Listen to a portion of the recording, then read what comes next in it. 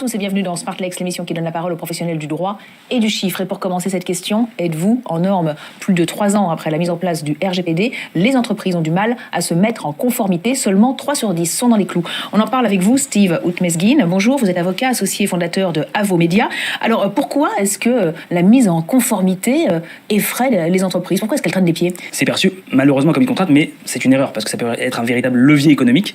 Aujourd'hui, le consommateur, le client, le prospect au départ sera bien évidemment beaucoup plus en confiance lorsqu'il va être sur le site d'une société, par exemple, pour parler d'un site internet, sur le site d'une société qui est en conformité avec le RGPD. Aujourd'hui, c'est une protection que le consommateur a, c'est une garantie, et de plus en plus de personnes qui se baladent sur les sites internet s'en rendent compte, avec notamment l'évolution sur les cookies, sur la politique de confidentialité et autres. Oui, c'est-à-dire que des entreprises qui ne sont pas en conformité pourraient être amenées à perdre des clients. Tout à fait, par rapport à la concurrence qui, elle, commence à se mettre au diapason, et par rapport au fait que la CNIL développe des contrôles avec d'autres organes. Alors justement, on va voir comment aider les entreprises à se mettre en conformité. Puisque vous parlez de la CNIL, bon, la CNIL a laissé un petit peu faire, et puis là, ça y est, elle est en train de muscler ses contrôles. Oui, c'est-à-dire que la CNIL, avant 2018, d'abord, n'avait pas forcément les mêmes moyens, et puis était beaucoup plus dans une démarche beaucoup plus pédagogique, beaucoup plus, pas laxiste, mais beaucoup plus permissive. Aujourd'hui, la CNIL, depuis l'entrée en vigueur du RGPD le 25 mai 2018, a nécessairement pris de la hauteur et sanctionne beaucoup plus fort.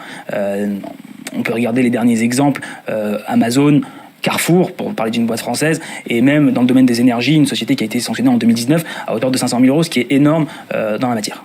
Oui, donc des sanctions beaucoup plus lourdes, mais là, vous parlez de grands groupes. Est-ce que la CNIL sanctionne aussi les entreprises moyennes? Tout à fait, la CNIL a sanctionné par exemple cette année, je crois, au cours de l'année 2021, un médecin. Pour des manquements au RGPD, à hauteur de 6 000 €, il me semble. La CNIL s'adapte à tout.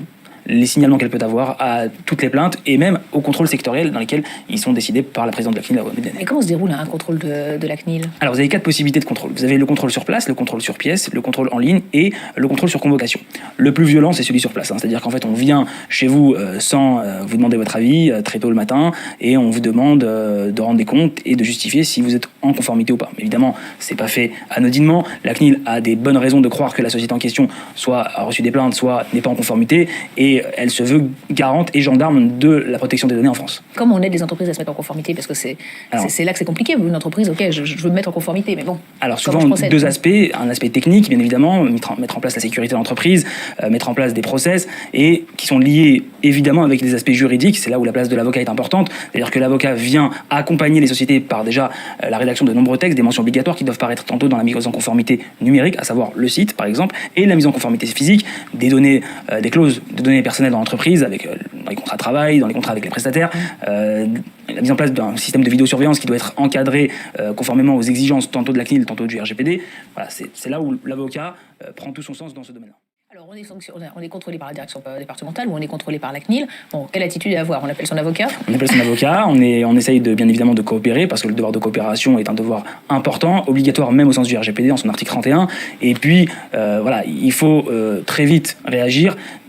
Évidemment, accepter le fait d'être contrôlé, première chose, parce qu'on n'a pas le choix, et surtout accepter de coopérer en envoyant tous les documents demandés, en participant aux auditions, et surtout en devenant un allié, non pas en opposant, mais en devenant un allié des organes de contrôle pour justement protéger le consommateur. Et les risques pour une entreprise qui ne se mettrait pas en conformité? Le risque, il est double. D'abord, il est pécunier, parce que la société peut être sanctionnée sur une amende qui peut aller de 2 à 4% de chiffre d'affaires annuel en matière de RGPD, et jusqu'à 375 000 € pour le volet consommation par la DDPP. Et puis, à mon sens, celui qui est peut-être le plus dangereux, c'est la réputation. C'est-à-dire qu'en fait, si l'organe de contrôle a décidé de publier la sanction, là par contre, on se retrouve face à un véritable phénomène qui va devenir un effet boule de neige pour la société, qui risque d'être lâché par ses différents partenaires. D'où l'intérêt de se mettre en conformité rapidement. Merci beaucoup, Steve Outmezgin, d'être venu sur le plateau de Smartlex, donc avocat associé fondateur d'Avo Media. Merci à vous. Merci.